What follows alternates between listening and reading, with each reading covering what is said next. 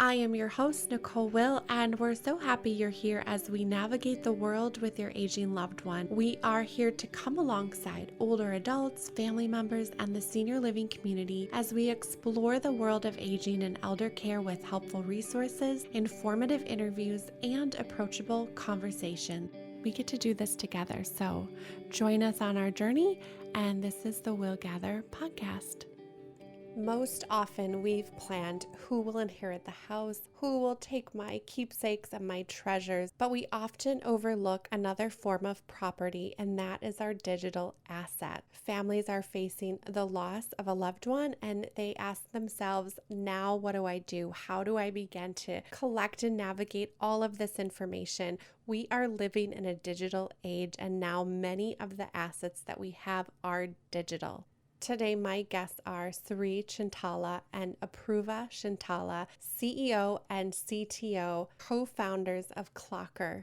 Clocr is very personal to these founders after the passing of a grandfather. There was confusion surrounding his beneficiaries and how assets were to be distributed, and they found themselves in the middle of trying to figure out all of that information and what were the wishes of the loved one. How do we start to track down and find all of this information? Clocr is first all-in-one digital legacy and emergency planning platform.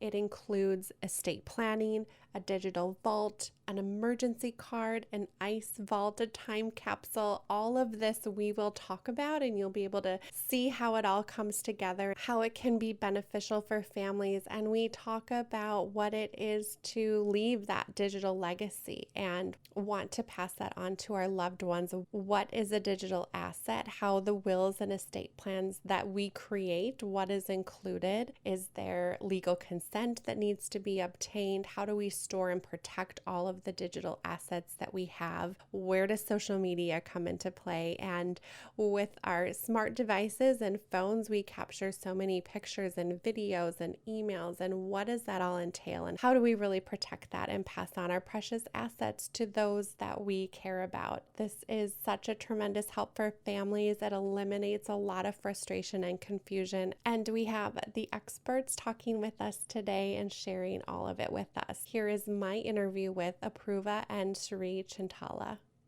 Hello, Aproova and Sree. Thank you so much for talking with me today. I've been looking forward to this conversation. Thank you so much for having us. We're really excited to have a great discussion here. Yeah. Thanks, Nicole. Yeah. When I learned more, it was so interesting to me and I thought so helpful for people. We are used to when our loved one maybe passes or we're looking at arrangements, we inherit the house or treasures or keepsakes, but we often overlook all of the digital property that that we accumulate and have in our life now, right? It's changed so much from years past, and families that face that loss go, okay, how do I navigate all of this? And I know you had such a personal experience with this, which is what prompted the creation of Clocr. Can you tell us more about that and how you got to create this platform? Yeah, so we went through an experience that we found was very common amongst a lot of our friends and families. So around 2015, my grandfather passed away, so Shree's father, and all of our family lives in India. So she had to go back and kind of figure out what all he owned, where everything was, how to distribute all of it. And so alongside having to deal with obviously a death in our family, it was really difficult to have to figure out what he wanted, who he wanted all of his things to go to. He was also a professor, and so he had all these artworks he made, writings he wrote. And so just not knowing which child or cousin or family member he wanted all of that to go to was really difficult alongside everything else we had to do. And so around the time, we didn't really think about it that much, but as years went on, we kept talking to different family, friends, and we realized it was a very common situation that no one really thinks about ahead of time, no one really prepares for, and there wasn't really a solution to help you prepare those things beforehand to help ease it on the other side of things. And so a few years later, Sree and I would just we watched Shark Tank a lot, so we just kind of bouncing up different ideas, and Clocr was one of the many that we had come up with. And this is something that really means a lot to us personally. And so we decided to create a solution that from that personal experience that we had to help other families avoid the same thing. And so we officially started in 2018 this platform that we now have that's called Clocr. And since then, we've just been trying to help families worldwide. You walked through that situation with your family. And I think when we do that, we realize the holes of where we're lacking in support and what we need. So I love that you took that and then it springboarded the idea to actually make something really usable and helpful for people. Yeah, thank you so much. I don't think we would have really gone this far if we hadn't realized that this was such a common issue amongst so many people. I think almost all of our friends have had a similar situation to this. And it's until the last couple of years, planning ahead of time for death or planning around your assets is something that we really didn't talk about as a society. And so over the last couple of years, we've definitely seen a lot more people talking about it and trying to be proactive, but which is a good thing just to kind of make it easier for your loved ones. But before that, there were really no conversations. And so we definitely see a lot more people talking about it, which is great. But yeah, this is definitely something that I think touches a lot of people as well. So yeah, and you don't really realize it till you're in it. We had that experience with a family member on my husband's side where you just all of a sudden go, oh, there's so much I have to think about, and you're grieving, so you're not necessarily prepared for that. We are now in a space where we're living in this digital world and a lot of our assets are digital. What does that mean? What is a digital asset exactly? Thanks, Nicole. So digital asset, by definition, anything that a person owns on the internet. It's in a digital format. It comes in many shapes and forms, as simple as our email account, which is a digital asset. This is our actually a very personal property that, I mean, it may not have a lot of upfront monetary value, but there's a lot of sentimental value. Our life doesn't go forward without emails. So now when something happens, we need to close these accounts and pass it on. So that is one form of digital, and most valuable are the photos, the videos. As a family now, with all these smartphones, millions and maybe billions of pictures are shot and all that, and it sits there in the digital on the internet. So we have to take care of these things and make sure that the family gets hold of it. Otherwise, the family will not or may not have legal access to these things. If I die, all my photos are somewhere and there is no way to get that transferred over. So it becomes very important and relevant. Not only that, when you talk about digital, like we were just talking about explosion of digital assets. Now we are having doctor visits online. We are having all of our medications filled online, all over the vaccines. I mean, everything is digital these days. So our assets are growing, and it becomes more relevant for us to take care of this. Yeah, I didn't even consider email being one, but it is. We share so much of our life and conversation and interactions, and it's almost like email's the gateway to all of our other digital interactions too. Our username. I think of the hundreds of pictures that I never print that just live in my phone. How many, on average, would you say digital assets does a person typically have? That's actually a very good question. We have looked at online for surveys and stuff. The numbers are staggering. So the survey or study shows that about an average of 125 to 130 accounts each active email has. So each person has multiple emails. I have 6 emails and different assets. So when I look at my own portfolio, I have over 200 plus online accounts, out of which at least 50 of them I use them regularly, very regularly, and then maybe 100 in a monthly basis. And even now, today, we're protesting our property taxes recently. Everything online. We used to go print the papers and go to the county. Now the company that does it, we just uploaded all the pictures, uploaded all the information. Now that's another 3 accounts that I have. Yeah. It's so much. Are there some, do you feel like that people overlook or maybe not consider to pass on or address that they really need to think about? Yes, that's actually a very good question. Some of the things that we don't consider is like the airline mileage points or the Starbucks points or any rewards points that you collect online. A lot of them are transferable, some of them are not. Again, it depends on the fine print that each company may offer, but it is a worthwhile, that is immediate cash, right? That can be transferable. So and then obviously the cryptocurrency that is a different beast in itself as a digital currency, but it all comes under the big umbrella of digital assets. Yeah, there's that term now with the digital legacy.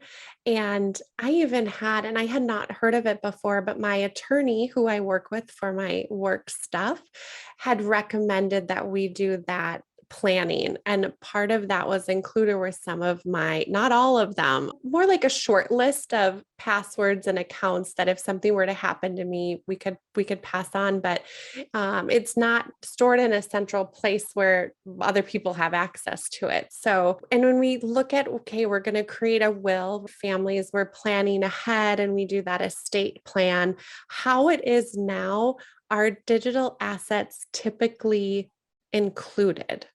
So what assets are passed through that estate plan? And then what I've read is that we're missing that piece of it. Correct. Actually, that's a very important point. So we're not, the service that Clocr provides doesn't replace the existing legal practices. And again, we're not a law firm or we don't any legal advice, but given the explosion in the digital space, the laws will catch up soon, right? So you do all that for your traditional estate and so on. But where the digital meets the will is that you cannot put your online accounts and passwords on a will and then keep it in a lockbox. And because the passwords change when you change every 3 months or 6 months. So the moment you write it, it's outdated. So you have to treat all the digital assets, or I would say we would recommend treating it separately on a platform like Clocr, which is specifically built to tackle the digital assets themselves. So once you build your, so to speak, your will on Clocr, you can take that printout and then add as an addendum to that, and then you can actually keep an online version of it. In a nutshell, what we do at Clocr is enable the users like you and I to co-create your list of online accounts. Here is my entire list. And then you can actually optionally put your password. It's not required. But what we are doing is you're one, cataloging all your online accounts, and number two, identifying your heirs or beneficiaries who would own which pieces of it. If it is a simple use case, you say, here's my primary, one person gets everything, and then next 4 people in line will get the rest because you want to prepare, plan for 2 to 5 people in case. And then you stamp it, you sign it digitally. Now it is ready to go. And so that is the service, and that is where it is best handled. Does there need to be legal consent for people to obtain or pass along those digital assets? Yes, actually, the legalities when come into the digital estate is, again, this is a lot of lawyers, sorry to say, that are not even aware of the guidelines that have been passed around since 2016. So today, what most estate lawyers do is they add a generic verbiage in your will. At least you're fortunate if somebody is doing it, that, hey, all my online accounts, digital assets go to so and so. At least you have some level of protection in there.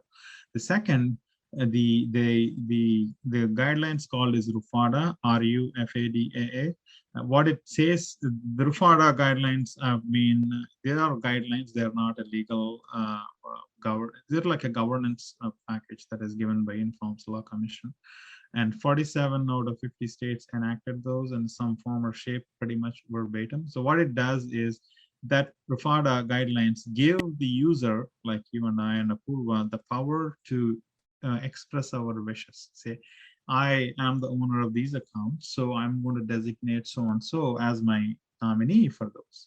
So that way, there is a legal inheritance that has been defined. Now, how is it valid in the court of law? If you look at in the past, the companies, Google, the Facebooks, or Apples fought cases for many years where they were not releasing the records to the family. And the cases were like 4 or 5 years long. Finally, the military mom, the first case out of Google, won the case and got the hold of the photos. Now, so the will that we write within Clocr, either you handwritten it or you write it within Clocr.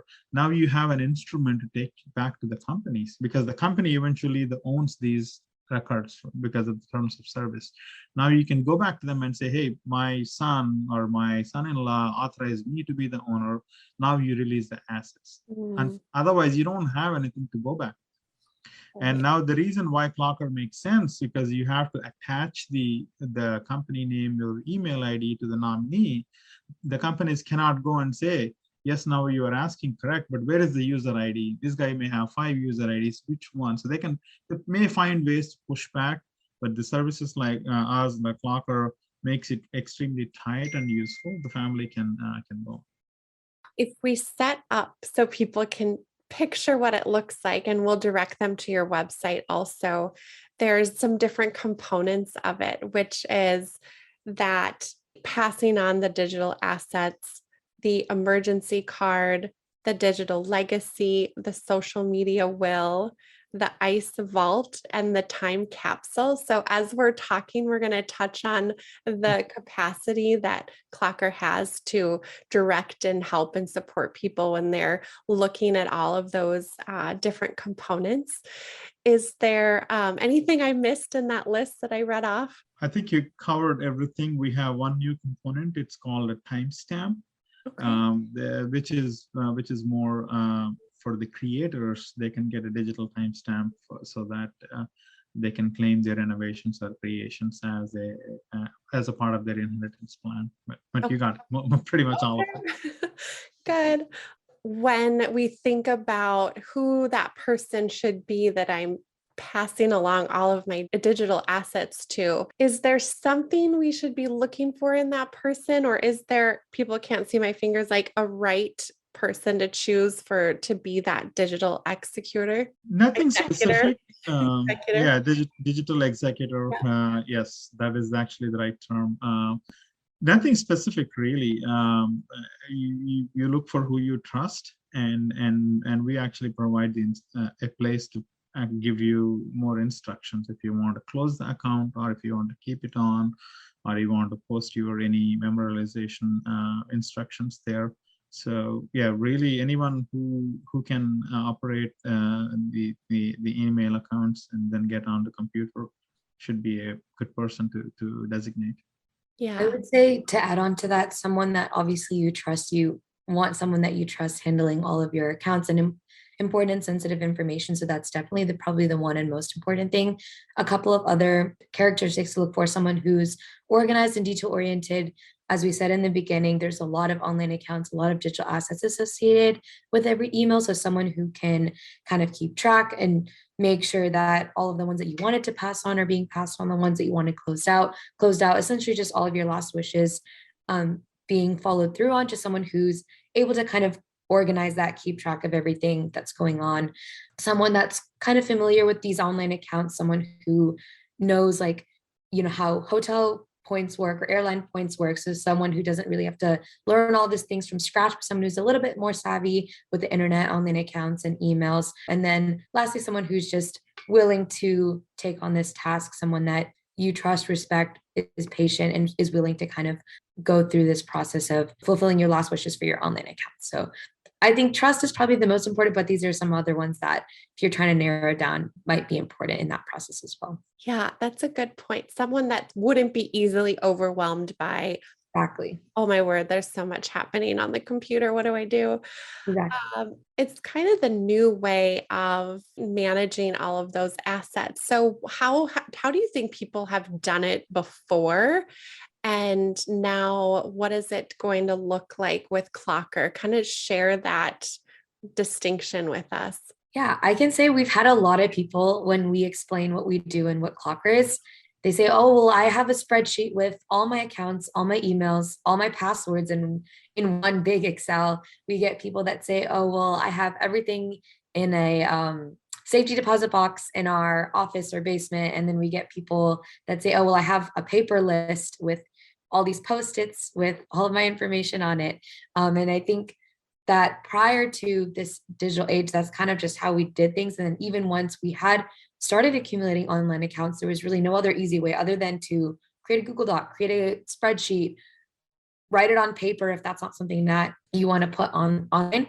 And so one of the things that we were trying to address with Clocr is sometimes you don't want to share all the information immediately. A lot of people don't really want to share all of their usernames, all of their passwords in one place right now with their digital executor emergency contacts. And so that's something that we were trying to address, is just kind of that privacy aspect of, maybe I don't want to share this with you right now, but I would definitely love for you to have the information if something happened to me. And so now what you can do is you can store all that information and specify what you want to share now, what you want to share later, who exactly you want to share each and everything with, which is something you can't really do on this traditional method of, I have a spreadsheet, I have Post-its near my laptop, and that's how I'm going to share it with you. So I would say that's one big common thing we get from a lot of people, like, oh, I have everything organized. It's on a paper, it's on a spreadsheet. Yeah.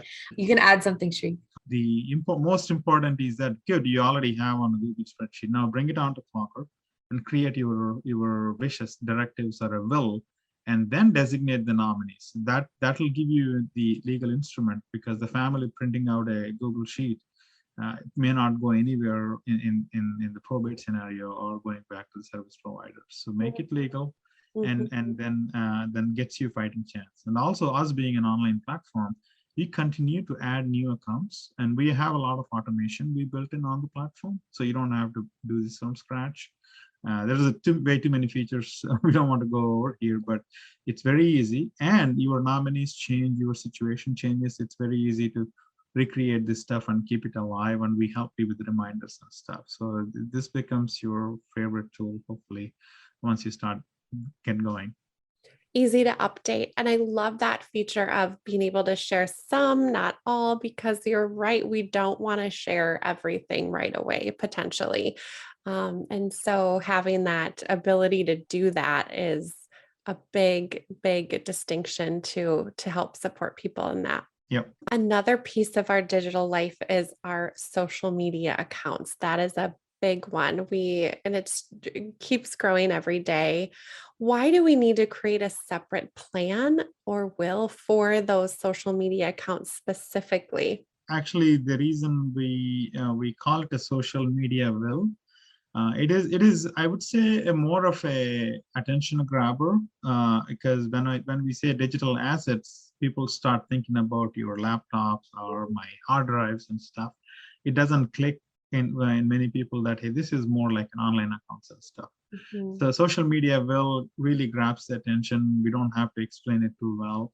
And then you create a will, social media will. So that is more like a generic boilerplate statement that, hey, all my social media accounts goes to somebody. It's a first step. So we want to make it that as an easy intro, easing into the platform. And then we expose the term, the digital assets and digital legacy, they're more amenable to here. So I would say that's the first step, just to get into the platform and have an understanding of this is important. And then your digital life is way beyond than social media accounts. So I don't know if that helps my answer, but just keep it simple. Right, exactly.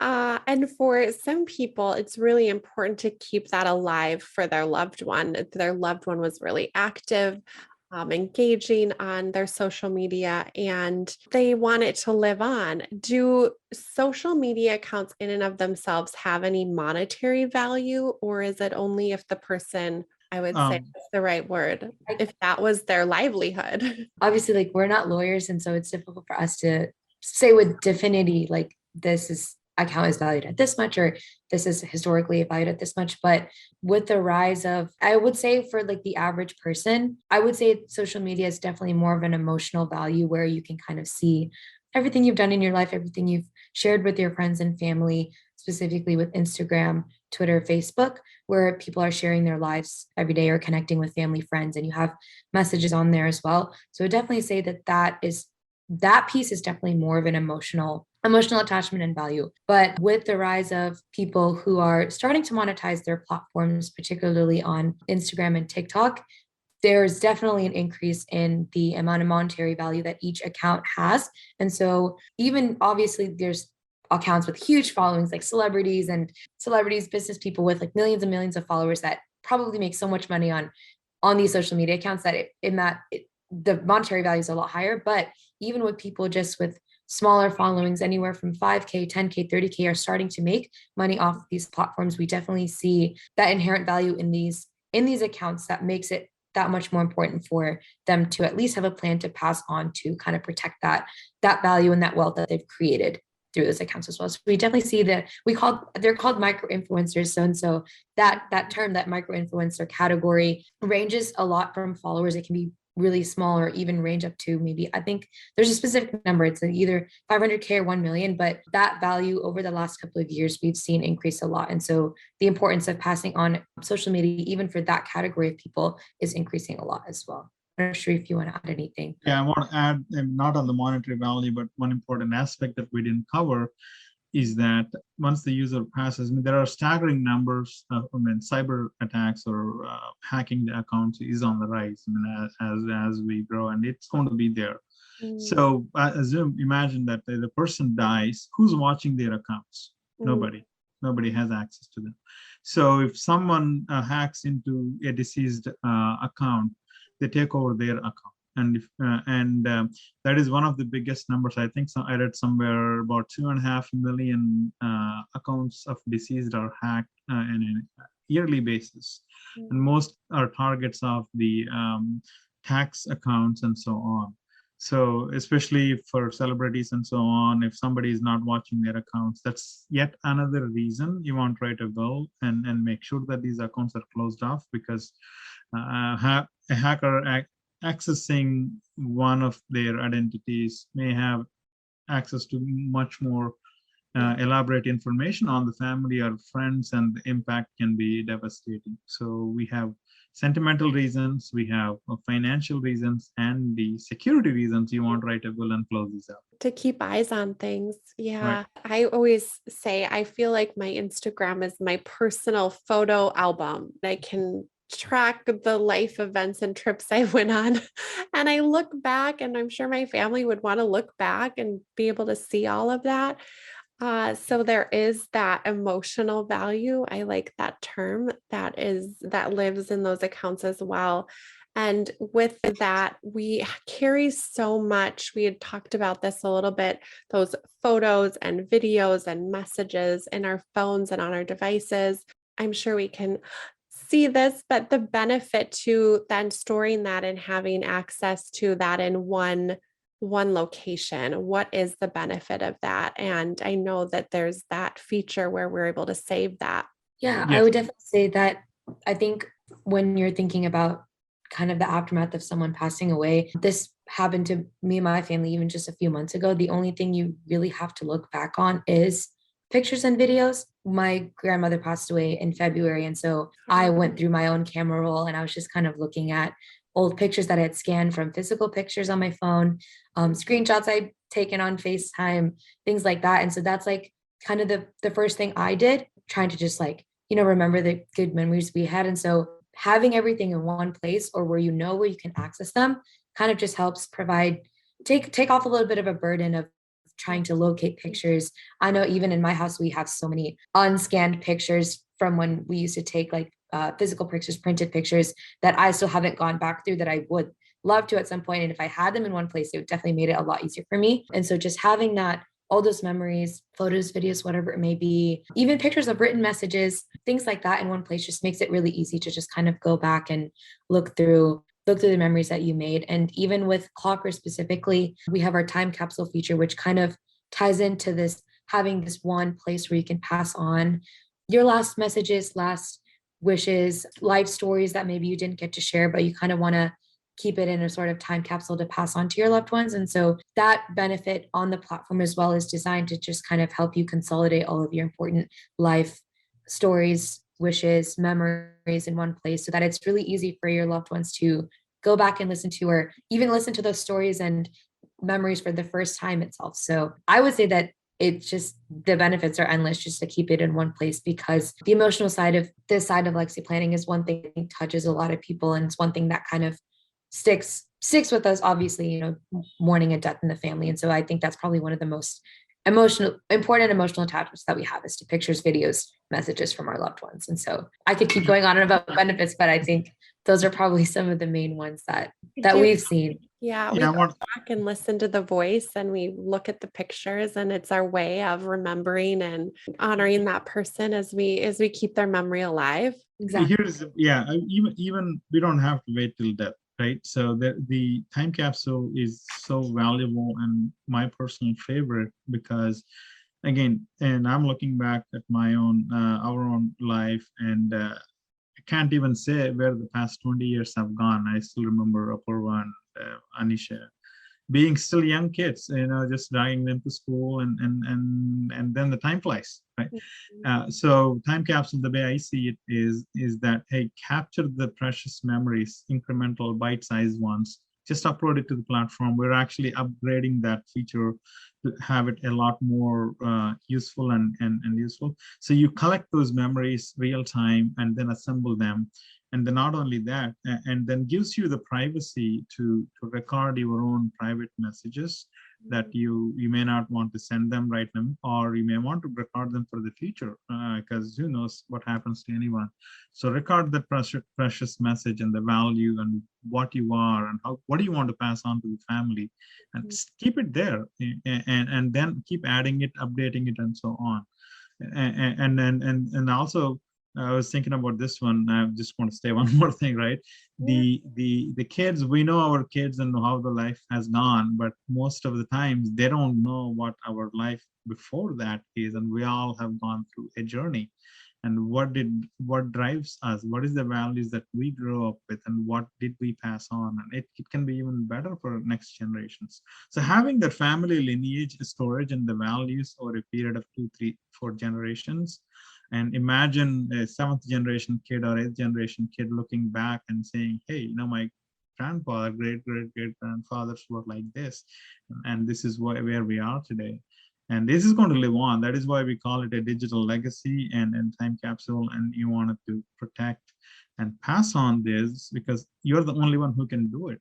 Once the person dies, that legacy never sees the light. Just keep it alive.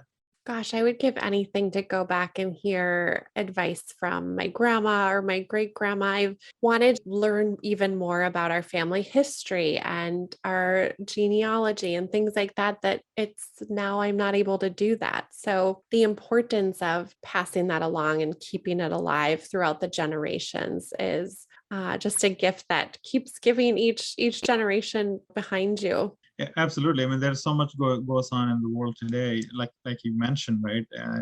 My dad didn't go to school until 16. His family structure was different. Again, I don't know what was going through his mind in the family, and I never asked him. And it never occurred to me that to ask him now is not alive for me to go find out. So even having an instrument like time capsule would be so much value for the families, even beyond online accounts. But anyway, we can keep going on and on this one. No, I love how comprehensive it is. You've thought of so many pieces of that. For families, that security is a huge priority. And when we're trusting with all of our information, we want to ensure that it's protected. How does Clocr ensure the security of all of those precious assets? Excellent point. And every listener, user has to have that question. How is it secure? Why is it secure? Why are you better? I have about 28 years in the technology space, and I dealt with security all my technology life. I worked for Dell and Oracle, large companies where I managed the databases of all these e-commerce and so on. So that's kind of a very important for me from a trade point of view. So when we thought about building Clocr, that's the first thing came in. Hey, we are a mom and papa or dad and daughter shop that we're going to build, and why would anyone trust us with it, and so on. So we spent about a year thinking about how can we build a better secure platform. In a nutshell, what we came out with a very interesting technology proposition, which we actually use that in our commercial world day in, day out, not on the consumer space.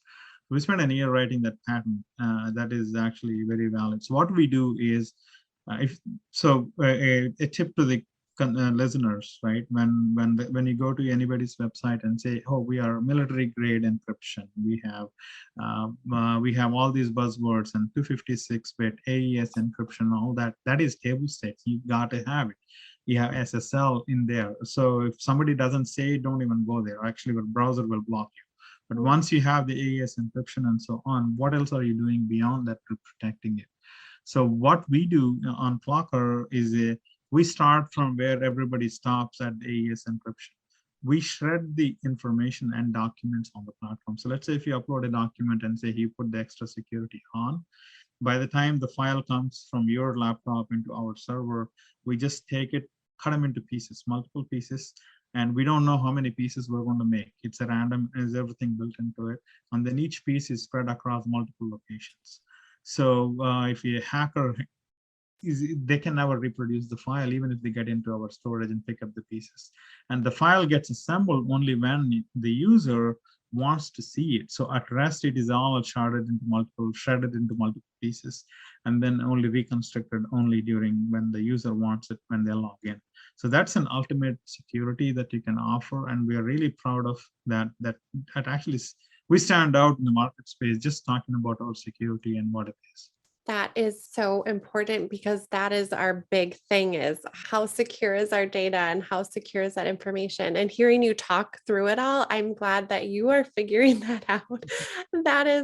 There's so much that goes into that. So, and your background really attests to the security of it. So thank you for sharing all of that. Pleasure.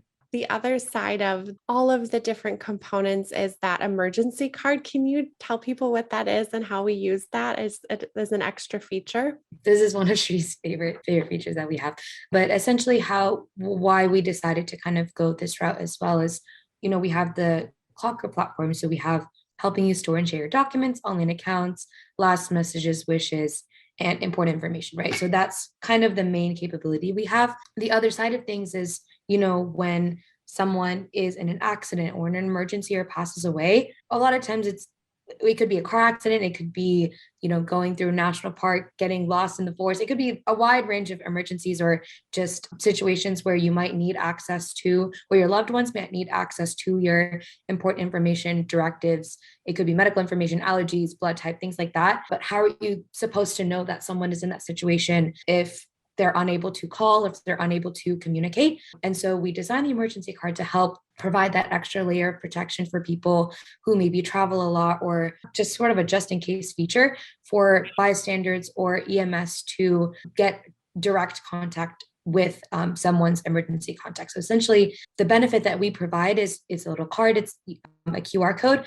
You don't have to sift through the phone to find contacts, or you really just have all of your emergency contact information exposed. All the person needs to do is, if someone is in a car accident or other emergency, someone who is a bystander can scan the card. It can be on your keys or you're inside your wallet. And what it does, it places an automatic call to all of your emergency contacts that you've inputted. And the first one to pick up is the one that's connected. And Sree, do you want to go over the additional layers there? So the emergency card actually came out of a really niche request from some of our users. So if you think of Clocr, we deal with digital online accounts, your documents, and so on and all that. And the question came up, how does the family know in case of an emergency? He has all this information is centralized already. How do we expose this?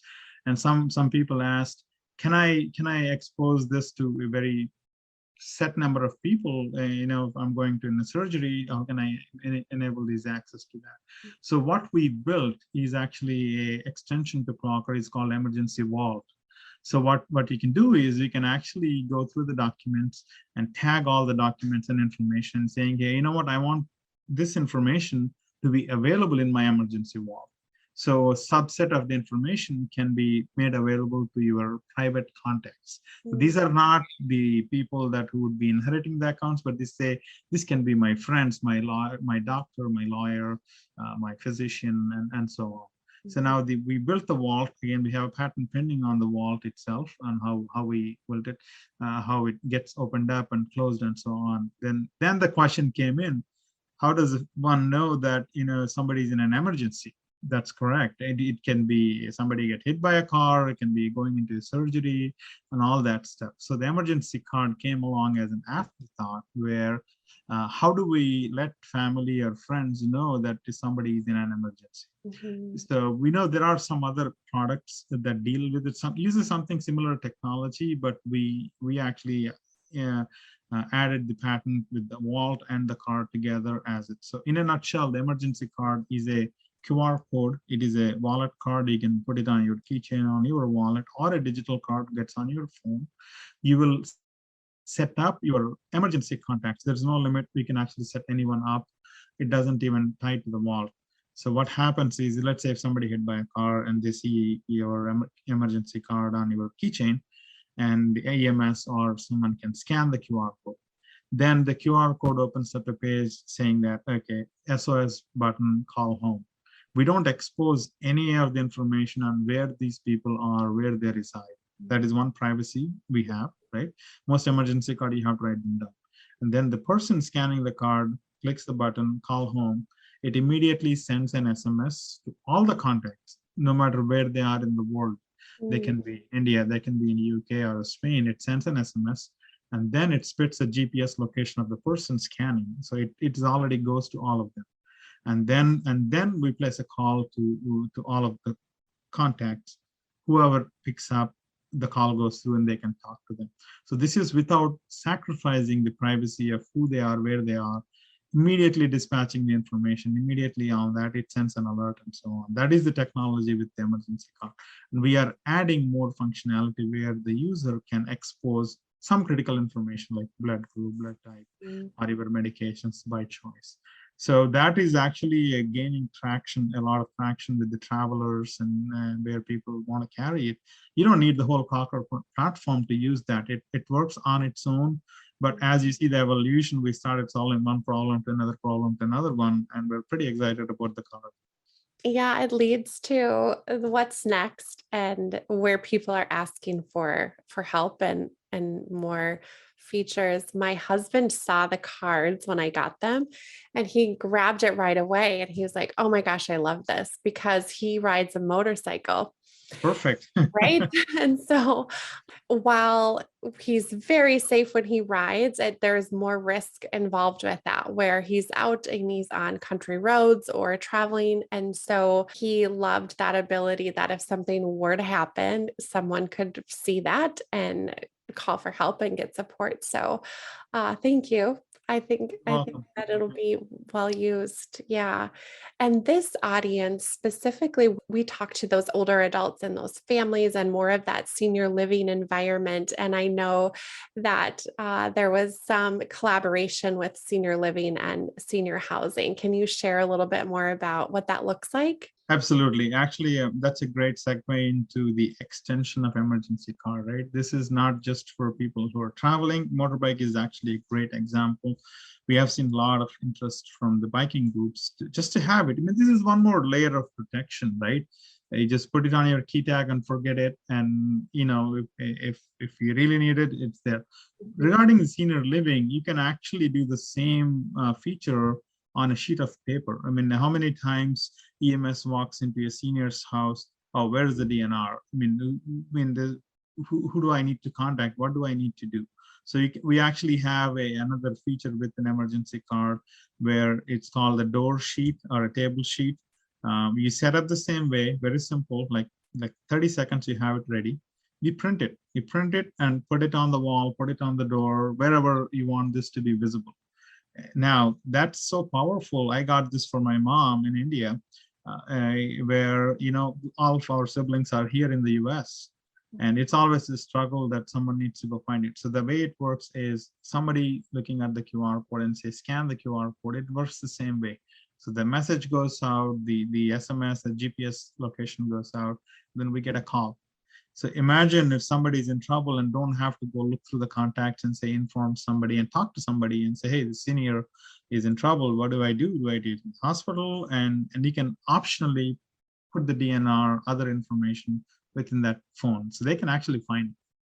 All of the time saved in those emergency situations. I used to bring, years ago, would bring my residents out in the community. We'd go to museums or restaurants and different things like that. And I would have, 10 or 12, 20 of them with me. And I feel like the peace of mind that if something happened, I could easily access what I needed really quickly would have been so helpful. Correct. Absolutely. And again, as we talked about, having an extra peace of mind and with the keychain tag, and just put it to your keys and forget about it. You never know when that can come in handy. And there are some statistics that if somebody's in an emergency, the first hour is called the golden hour. And you don't want to be looking for information at the time. It's very true. Okay, so for people listening and they're ready to do this, they're excited to start and work with Clocr. How do they get started? How do they get set up? Yeah. So the first thing would be to go to our website. It's just Clocr, CLOCR.com. You can sign up directly there. And we know that we talked about a lot of different features, a lot of different benefits on this episode today. And so we know it can be really overwhelming, especially for people who maybe have never done it before or don't really have things organized, or maybe you even do have things organized and you want to move online. We know the process can feel daunting. So what we did on our platform is we have just a few onboarding questions that helps kind of automate the process in the back end. And we really, when designing the platform, tried to limit the amount of extra work that we put on you and tried to streamline as much as we can and automate as much as we can. And so a lot of the onboarding questions kind of pre-create folders for you. So you know exactly what to put in those folders. And so you don't have to guess and try to figure out what to do. And then when you enter the platform itself, we've created a workflow that separates all of the information that you could ever want to put into Clocr by categories. You have personal, medical, financial, and more categories like that. And so we walk you through the process of, okay, what is the basic information I need to put in? Okay, awesome. Next, medical. What medical information or documents or directives can I put in? So we kind of hold your hand and walk you through these different buckets of information to just try to kind of piecemeal it for you, help you just kind of go one by one and not make it feel like you have 100 things to put in the platform and no time to do it. You can also see there's like percentages, which kind of helps you just see how far you've gotten through the onboarding process and the process of kind of putting in your information as well. And so, yeah, we make it really easy for you to just create an account, go through that onboarding process and kind of start chugging away at putting your information on there. And so, yeah, the first thing to do is just kind of create an account and see everything that we've talked about on there. Yeah, Sree, if you want to add anything else. That's good. And we actually have now the freemium and a premium model. So we want people to experience the platform and see the value. So we don't even take your credit card to sign up. So you just go in, you have full access to the platform. Some functionality be limited, like you can only put 5 files or 5 accounts, but nonetheless, you will get the full experience of the product and then upgrade it if you want to. And we actually have a lifetime promotion running at 85%, I believe, running on. So that is a good way to take care of it. For paying for 2 years worth pays for your lifetime. It can't get any better than that. Mm-hmm. Prices will only go up down the road, but at least we believe in the value of what we have created. So just experience the platform and see it for yourself, and then take the action. Yeah, thank you. This is a tremendous help for families. I think it eliminates a lot of frustration and confusion. It's a major problem solver for a lot of people as they're thinking through what to do with all of these digital assets. So thank you so much for being here today. Yeah, thank you so much for having us, taking the time to go through all of these things with us. So we really appreciate you having us on the episode today. Thanks, Nicole. Really appreciate it. Thank you for listening today. If you enjoyed our episode, please subscribe and give us 5 stars. In all honesty, we'd love to hear from you. Thank you so much for listening to our episode.